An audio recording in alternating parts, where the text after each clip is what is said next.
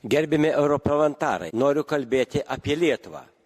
Lietuvoje praeita vyriausybė slaptai nuo žmonių privatizavo monopolistinę įmonę Ignitis, kuri tiekia elektros energiją. Privatininkų tikslas yra pelnas. Jie įsimoka kas metai apie 100 milijonų dividendų. Taip pat privati kompanija investuoja į trečiasias šalis, Lotynų Ameriką, tuo tarpu neinvestuoja pakankamai į Lietuvos tinklus ir Lietuvos piliečiai negali prisijungti prie atsinaujinčių energetikos, nėra galios. Dabartinė valdančioji dauguma socialdemokratų nededa didelių pastangų, kad išpirkti akcijas. Privačioje įmonė, monopolinė įmonė, valdyboje yra privataus kapitalo atstovai, kurie diktuoja politiką. Todėl aš kreipiausi į komisarą, nurodydamas, kokios problemos yra Lietuvoje, į Europos, bet atsakymo negavau. Manau, kad gausiu.